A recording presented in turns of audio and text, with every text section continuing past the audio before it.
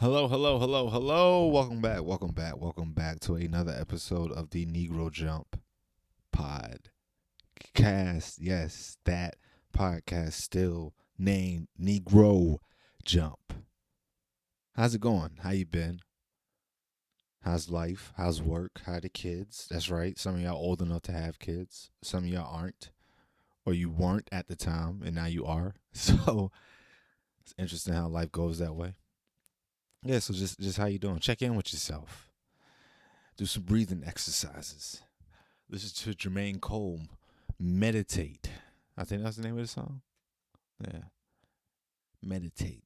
But yeah, welcome back, guys. Here to talk about some anime news topics that stood out to me, that were of interest to me. Maybe because I'm watching the show. Maybe because it just had a long title. So let's find out. First up, coming off of Crunchyroll, the Crunchyroll manga app is out and rolling. I have it, don't need it because I resubscribed to Shonen Jump, which is like $4. I think they're about the same separately, but Crunchyroll now has, I believe, like 4 tiers. With like the first tier, you get anime, no ads, but you can't share, and then the next tier, no ads, but you can share. I think up to like 5 different devices, 4 or 5 different devices. And then upper tier is like Mega Fan.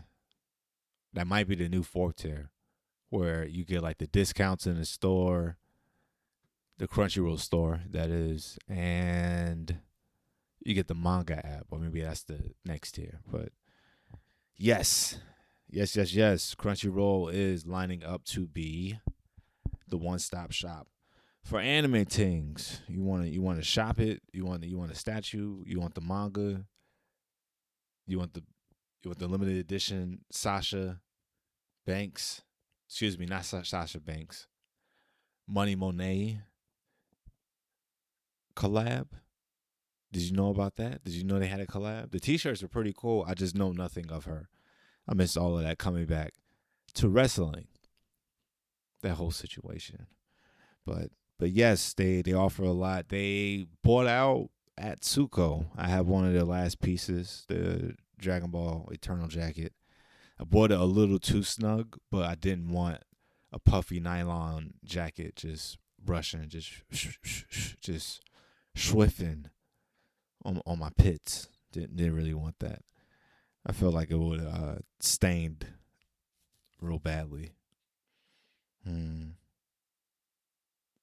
But yeah, they get closer to, I don't want to say monetizing or just being the only place, because there are alternatives, like I mentioned, Shonen Jump, and the manga portion of the app, it's still very limiting to what they can have.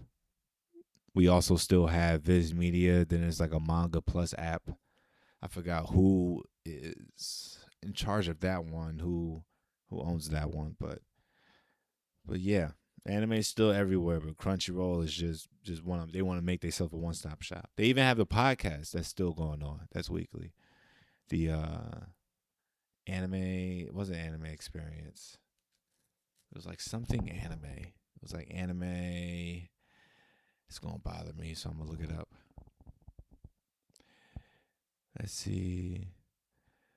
Crunchy Roll podcast. Because why wouldn't they have one? The anime effect. That's what it's called. I'm giving them a shout out for nothing. But yeah. Next up, Chiikawa the movie. Yes, that Chiikawa, the movie, the web series, returns to number one in its third weekend. That's right. It's only been out 3 weeks and it hasn't left the top 3 spots in Japan's box office.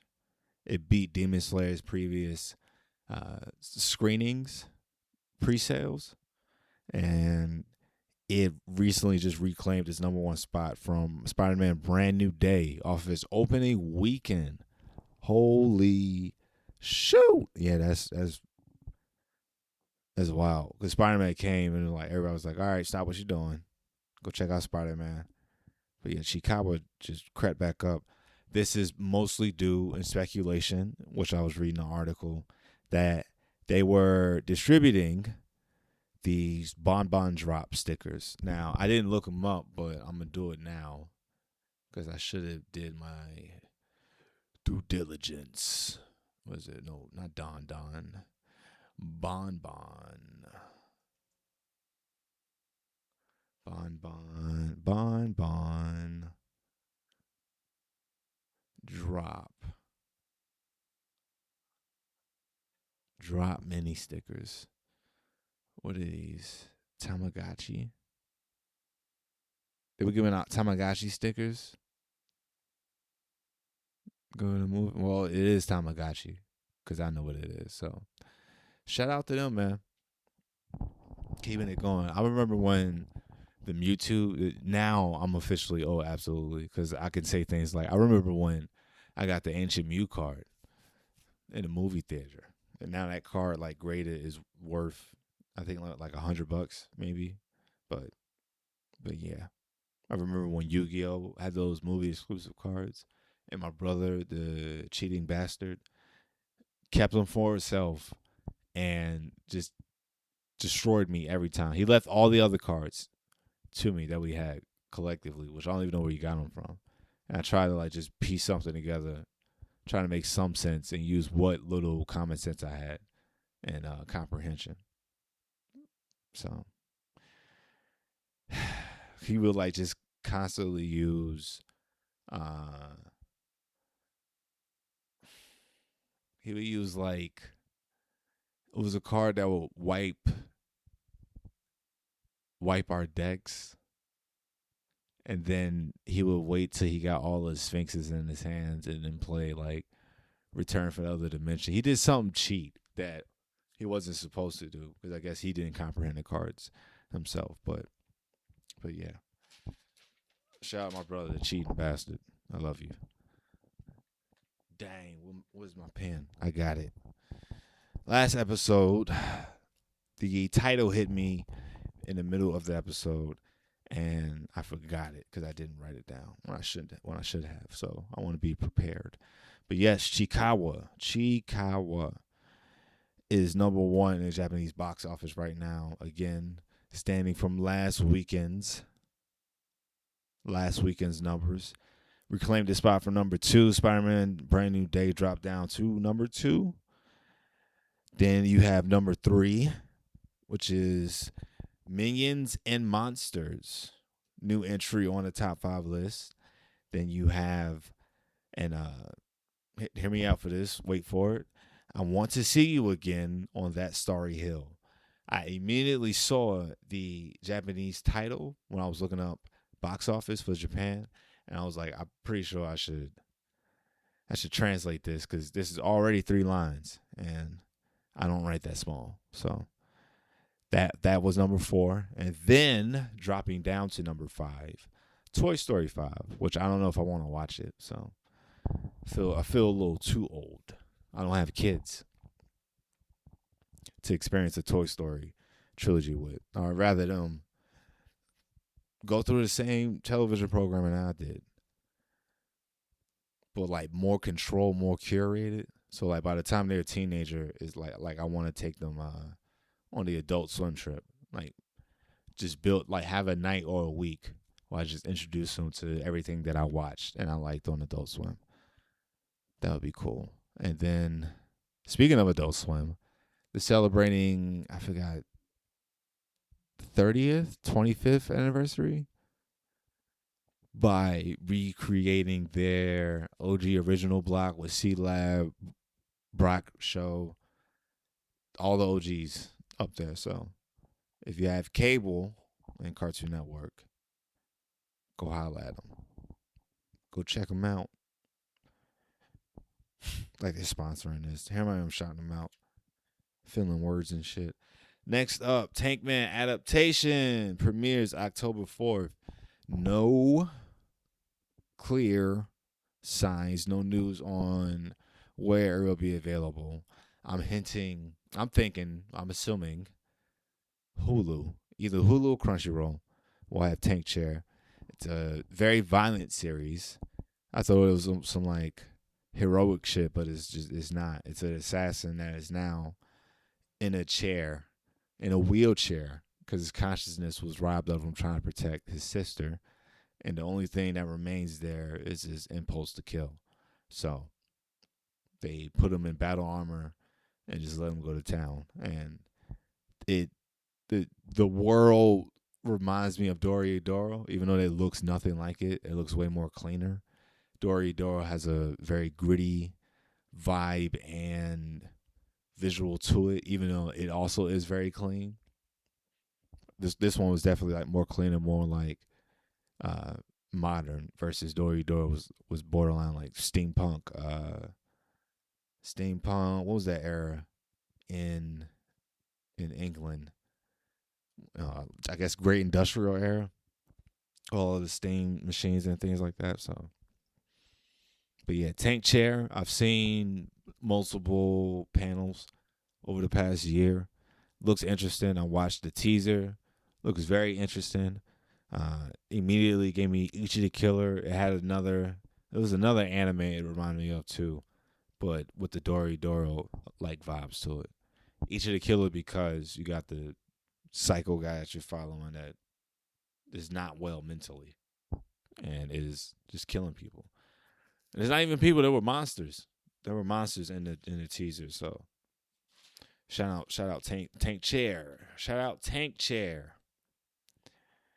Next up, get ready for this title. The laid off cheat granting mage enjoys a second life. Rain the Enchanter is a support mage with the ability to enhance weapons and armor. But when he gets fired from his guild for the simple reason that he already enchanted everything they own, he decides to take the power back into his own hands. Literally. This premieres October 1st. This reminds me of an anime that I definitely just watched on the watch list, and I definitely reviewed it with you guys, and I definitely forgot it because holy shit, so much anime media. This is what I was scared of with consuming this much anime. It's a lot. It's a whole lot. You're just downloading into your head. It was one thing to be a huge One Piece fan, but now I'm just deep into the anime. Yeah, jack of all trades, party of none. That's what it's reminding me of. So I see how they can crank out all of these just magical world, isekai, RPG themed anime shows. So if everybody's just down with the concept and just slightly written in a different direction, they're like, sure, why not? I'll take this one. But yeah, premieres in October. No word on what platform or a release date.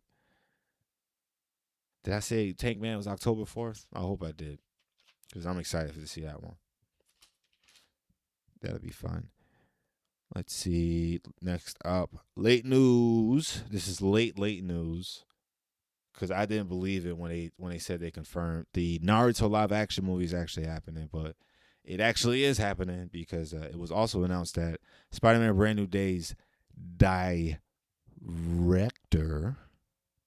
that's right, Destin Daniel Cretton, is going to be directing the live action Naruto movie for Lionsgate. Man, like Mr. like La Machina says, like La Machina says, it's real spooky out here, bro. Also, too, Yu Yu Hakusho allegedly got greenlit for a second season. Where are we supposed to go?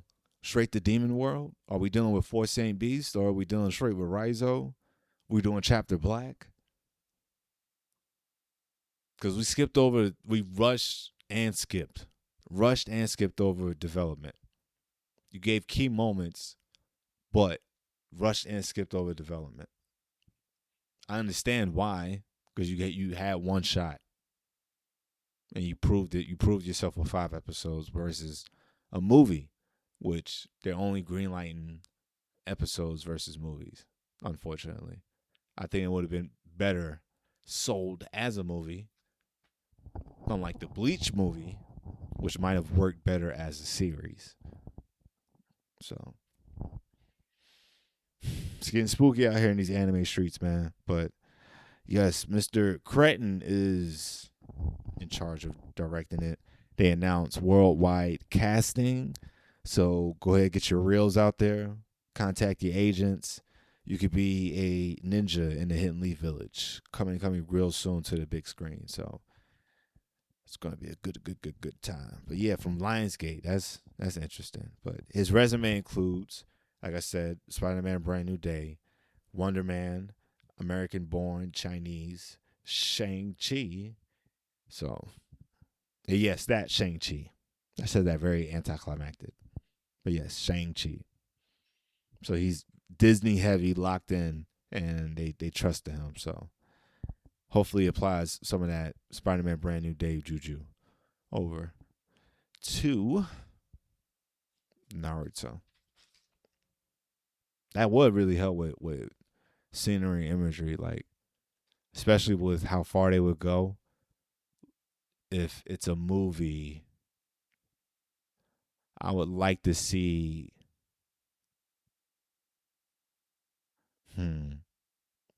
tuning exams. Even though like making light of Zabuza, that whole hit and miss village mission. If they were to do a movie 2 hours, I could see minimum 2 hours they're gonna make it. Where Naruto, they do the tuning exams. That way they can just immediately set up for Sasuke retrieval arc for Naruto 2, and then Naruto 3 will do Shippuden up until Gaara. Maybe like rescuing Gaara. They're gonna try to build a universe, man. I'm predicting it now. Predicting it now. Last but not least, Crunchyroll appning. Yes, Crunchyroll appning. This is news coming off of Anime News Network. So the app appning, the automotive app, which distribution platforms like a Google Play Store for your dashboard. Some people have to be familiar with this, but they are letting Crunchyroll into their app store. And the guidelines include for you to download the app and use it that you have to be stationary and you can't be in motion pretty much. Like most other features in cars now when you're trying to interact with the radio when you should be driving. So let's see. It's forbidding watching and driving or showing content that can be distracting, but you shouldn't even be in the car in the first place. So like I see it as you put an addict their vice at work. So for me it would be weed. Right? It would be like, hey Jarrod, there's a blunt here you can smoke whenever you want. But remember, you shouldn't be smoking blunts at work. Have a good day.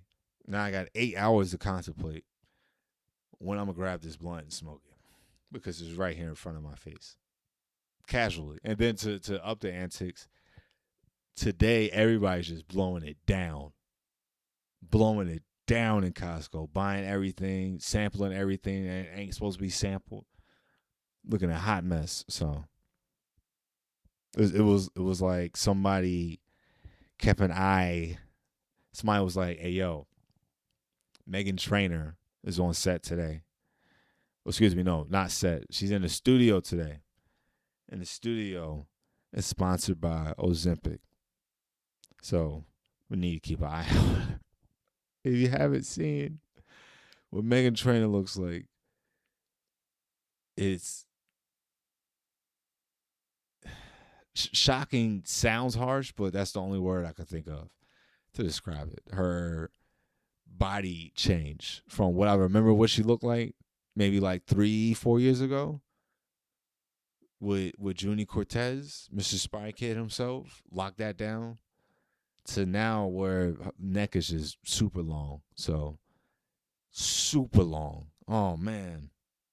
That's the main takeaway I seen from her. I was like, wow, your neck got way longer. Like, forget the weight loss. You gained your neck had a growth spurt. Jesus.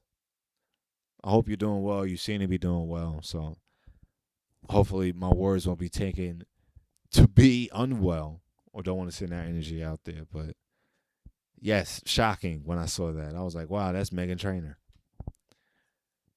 All right, guys. It's that time. I'm going to review two things. Just two things this episode.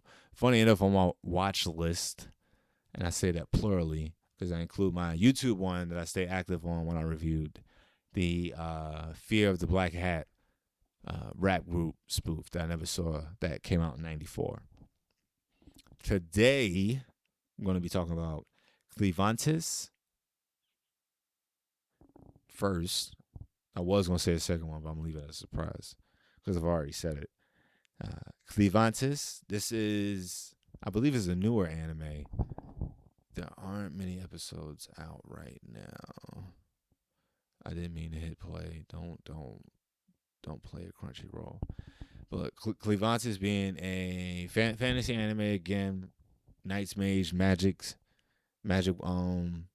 users, monsters. First episode started off super violent with people slashing each other up in war, slashing up monsters.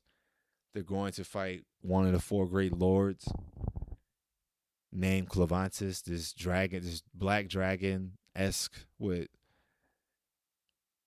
like goldish white, yellowish white flames on his head and tail, just like on his body. And he slaughters these people. Like the girl that's on the thumbnail of the show that made me add it, her leg got taken off. Just sliced up. Clean off. I was like, wow. And this came out last year. So season 2 currently has 6 episodes. Season 1 has 12. Everything is seasons now. You get to let it breathe and just enjoy as much anime as you can now. But interesting watch with Clevantis because I'm thinking it's about this woman who I'm seeing on the cover, on the thumbnail, but it's being presented when I logged in Crunchyroll. Didn't read the description at all. It looked Claymore-esque. I was definitely wrong. First 8 minutes build up to a battalion traveling to fight and pretty much just get slaughtered like I mentioned. Did not read the description like I mentioned before. Women from the thumbnail just quickly slice and dice. Everybody was dead. Everybody was dead. It went on to Clevantis just having his own day, inner monologuing, saying how much he hates humans, like just doesn't like them, but wishes to study them. Just like most monsters in this situation, find them interesting almost always. So the animation style was clean. Looks like a fan of Ghibli got their hands on it, especially when it came to animating Clevantis himself. Again, Clevantis is the dragon, the great lord, and he's the main character. But his true form is not shown on any advertisement that I see for this. So it's quite the surprise of a show. Episode 1 is 40 minutes, so it was a watch. I broke this up into a couple of days. Clevantis has some Kurama eyes. Kurama as in Naruto, so he's giving big Kyuubi energy. Big Kyuubi energy. His powers include resurrecting the dead, because the woman that I mentioned several times that I thought was the main character is resurrected by him to be his servant Why does he need a servant? Why does a dragon great lord need a zombie servant of a swordsman woman who he doesn't know swore to her father that she would kill the great lords and died on the battlefield, lost an eye and a leg? Because Clavantis, when he was destroying a castle not too long ago, a kingdom, if you will, and its king, because he didn't like him, a woman cried out and asked him, "Would you care for my child? I can't care for him." She had a building crushed on her. And he gave the woman his word for whatever reason. Then now he looks at this as an opportunity to study humans up close. The episode did end, however, with the new trio being knocked out by a group of bandits. How were they knocked out? Because Clavantis took a human form, human childlike form, with a unicorn horn, his dragon horn. So he's still Clavantis, but good first watch. Again, episode 1, 40 minutes. I'm seeing episode 2 is, it's not saying. Let's click on it real quick. 23. So intro episode's 40 minutes, and I appreciate that intro because it's good times. Good times. Next up, and the last thing I'll be reviewing is Spider Man Brand New Day. So if you haven't seen it,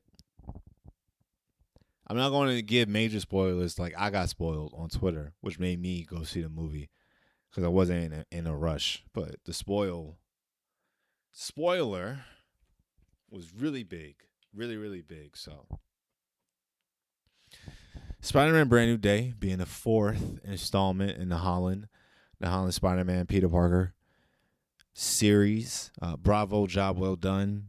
Off rip 5 jumps out of 5. I was legit smiling in the theater towards the end.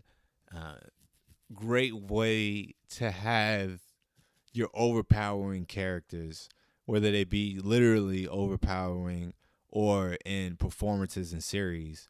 Speaking of the Punisher on the performance and series side of things, because the Punisher series, even though I haven't seen it, but I have seen of that interpretation of the Punisher, oh my, gold star casting, just dream casting. That's almost like getting Mahershala Ali's Blade. That's that early on. It would have been so cool, so cool, so cool. Punisher and oh man, funniest duo. If y'all thought Falcon and Winter Soldier had jokes, Blade and Punisher hunting Moreland. Oh my god, crazy work, crazy work.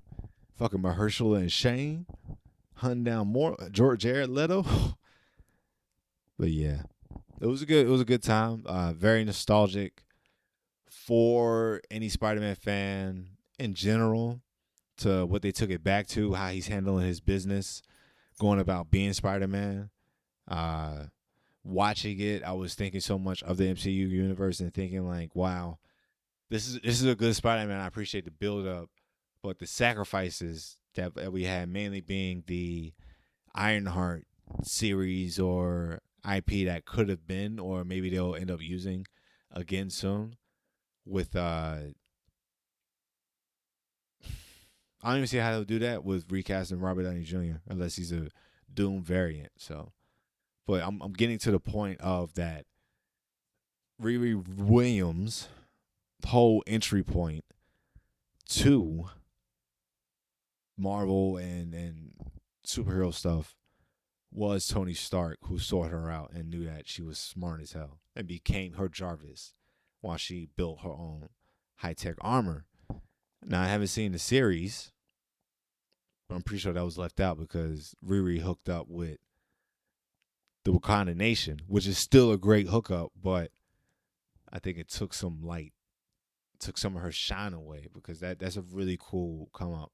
But you took that shine and put it on top of Spider-Man, the already well established character, but they made it work. It was great. it's been a good ride. I'm interested to see what they'll do with the few appearances we'll have with Holland as Spider Man, especially after Secret Wars. So I guess we'll all just stay tuned. Hopefully they revisit what my man, what's his name, Destin Cretton. I said Det. Mr. Cretton, what he did, how he directed it, all the directors that handled the Spider-Man movies. They did a really, really good job with letting the main character breathe and not letting it be just a bunch of capes on screen interacting with each other. So, bravo. Hopefully they revisit the street level characters again and give them big budget movies like that. Like a Spider-Man, like Holland's getting, or close to it. It's well deserved, and Marvel has too many of them to not shed light, especially with Spider-Man being in New York City now. Like, he's not going anywhere else. He's home. He is home. So yeah, bravo to them. And I don't know, maybe whatever they plan to do with them, X-Men will do not but benefit from seeing how well they did with Spider-Man with the street level things. So, because X-Men is very like ground level fighting and against the odds. Our odds are towering over us. We're in its shadow, and we're going to get the job done. So yeah. All right, folks, that's the end of today's episode. I'm going to leave you with some music recommendations. First up, oldie but goodie, recent find of mine, Tana Talk 3 by Benny the Butcher. Jesus Christ. If you're a fan of cocaine raps, just crime, violence, gritty, gutter, grimy music in general, especially that 2000s energy, Griselda is definitely where it's at. I'm going through the catalog of everybody. Been obsessed with West Side Gun the last 3 years, which his music and I could say Griselda's honestly helped me through a depression period of my time. Just to share a little bit about myself over the last 3 years when I really had to just sit down and just reprocess things and plan out, map out things, and still consider life, living life, enjoying life how you should be, especially with working that hard. So shouts out to the Griselda crew, West and all of them. So West, Conway, Benny the Butcher, Rome Streets, SD Knack, I think he signed to them. So I don't think Stove is signed officially, but yeah, shout out to them, man. So that is it for today's episode. Follow Negro Jump at Negro Jump on every social media platform. Leave your notifications on for wherever you listen to this podcast. We're got all our bases covered except SoundCloud right now.